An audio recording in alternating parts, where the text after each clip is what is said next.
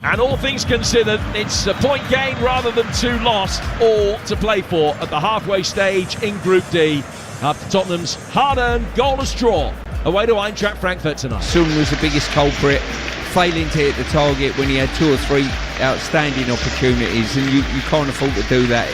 Well, you certainly won't end up winning the game if you do.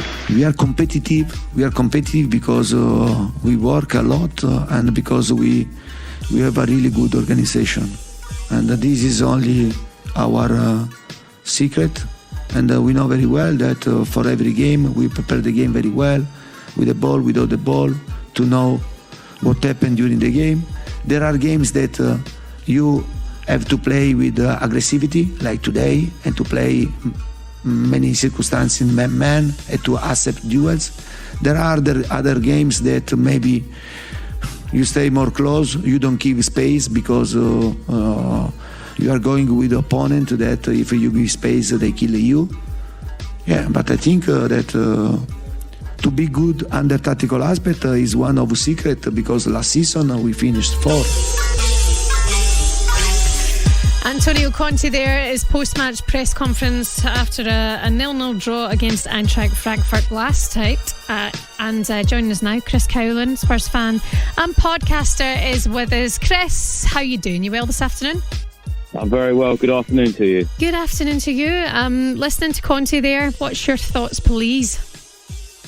Well, I'm a little bit surprised, actually, that some fans are dissing Antonio Conte. To remind everybody, we have an elite manager at our football club, one of the best in the world. He's a born winner, a serial winner, very, very successful. He's transformed this football club in the last 11 months that he's been with Tottenham Hotspur. He's taken us from the Europa Conference League to the Champions League. I was in Frankfurt last night, and I consider last night's result as a point gained in the Champions League. To play that elite competition again, Champions League football, Antonio Conte was that driving force last season, getting us that fourth spot. Yes, he needs more transfers. Yes, he needs more players coming in, but he has transformed this football club. He's had two good windows, bringing in some real quality players. It does need to continue. The board do have to continue to back this manager if we want to be successful and we want to put trophies in the cabinet. But to be playing Champions League football, as I said, is a real key for this football club again. And when he came in, it was about transforming the football club, progression and direction. That's exactly what we wanted. He's delivered all of those. We have a real quality squad, and who knows what we can achieve this season. So I'm a little bit surprised that some Spurs fans are now getting on the manager's back. Chris, can I just say well done for being positive for a change, because everybody who I'm speaking to at the minute, even people who aren't Spurs fans, it's classic, Spurs aren't good enough, and even Spurs fans who I do know at the minute aren't happy. So getting to hear somebody with a positive outlook on things, I think, is important, because it's actually not that bad. It's not that bad at all. It really is about being realistic. 11 months ago, we had Nuno Espirito Santo. We were playing in the Europa Conference League. We're now playing Champions League football. This club, as I say, has been transformed. We've progressed. It is about direction. And as Antonio Conte keeps saying, it is about patience. I'm just hoping that the football club give Antonio Conte what he needs. I'm hoping that he gets the time.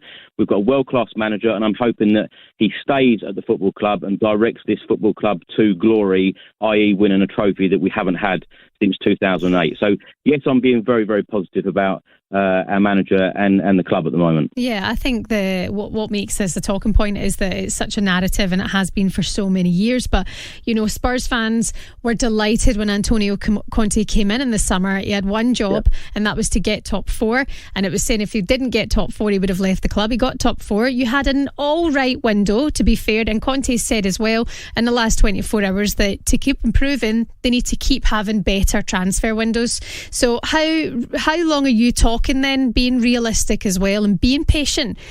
Should we have to wait until Spurs can start challenging again? Well, I must say I was disappointed in this transfer window that we didn't buy a right wing back, and I'm very, very surprised by that. particularly after Conte's comments about, Emerson Royale looks to be our first choice. He doesn't fancy Matt Doherty, clearly doesn't fancy the club signing of Jed Spence at the moment. I would have thought that we would have brought in a right wing back, particularly how we play and how Antonio Conte wants to play with the wing backs. And I believe that if we had two real quality wing backs who Conte really trusts, that's where a lot of the goals and that's where a lot of the style will come from, and a lot more goals will be scored. But it is all about a process.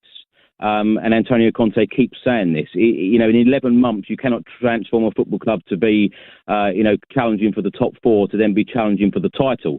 Yes, me as a Spurs fan, I want to be challenging for the title. We want to be winning trophies year in, year out. But you can see the progression, you can see the direction, and as long as that is there, the Spurs fans should be happy. In terms of timescales, as I said earlier, I just hope that the club continue to back him in a major way, i.e. big signings, real quality signings, players that are going to walk into the starting 11 and not necessarily on the bench or be club signings. They've got to be Antonio Conte signings, to be playing in our first 11 to then competing for major honours.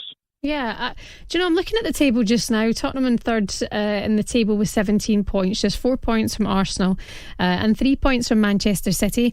I think it's so easy to be critical of Spurs at any point. Now, we have to ask you about the style of play as well, because lots of fans unhappy with how the football has been played, saying it's boring, it's not very pleasing on the eye. Do you feel that way as well, or do you just care about the points? I can see what Antonio Conte is trying to do. I like his style. I like the way that he tries to set up. But like I said, I think if we had two real quality wing backs, it would be completely different. If you've got wing backs putting in crosses, beating their man, putting in the crosses for the likes of Harry Kane, Heung-min Son, etc. to finish off, it would be completely different. It really would.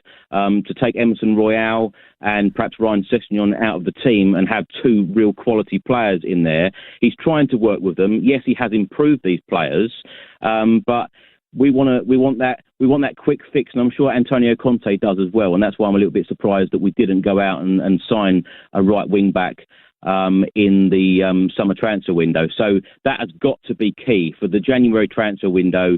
Right wing back 100% has to come in, to deliver crosses and to provide so many more assists in the team. Yeah, and you mentioned the process of Antonio Conte and the patience and everything that is involved with getting them to challenge again, but he's only signed until the end of the season. So do you think, regardless of the league position in the summer, he's going to stay? I've got to be completely honest. I am slightly worried that we haven't heard that he's signed a new deal, but from what we understand, he's under contract until the end of this season, but the club can trigger an extension for one more year. I'm personally hoping that does happen. I think that if anyone is going to deliver success at the football club, it is going to be Antonio Conte. When you think that Spurs in recent years have had some fantastic managers, Mauricio Pochettino to Jose Mourinho, I won't even talk about Nuno, but then to go to Antonio Conte, if you can't win a trophy under Pochettino, Mourinho and Antonio Conte, where on earth do you go next? I truly believe that Conte is the man to drive this club forward, and I think that if you give him the tools that he needs, he will deliver everything possible. Okay, but if I give you the option to take back Poch now, would you take him? I think there's lots more for Antonio Conte to do at this football club, but I absolutely love and adore Poch. I would love to see him back one day, but I think that Antonio Conte fully deserves and should have his chance at Spurs and be fully backed by the board. Chris, you should be a politician. That was the perfect answer. Have a wonderful day. Chris Cowlin, Spurs fan and podcaster, and a positive football fan as well. It's always good to chat to you. You're listening to The Social here on TalkSport2. Shaban with you in for Adi Oladipo. Coming up next, Adi Oladipo.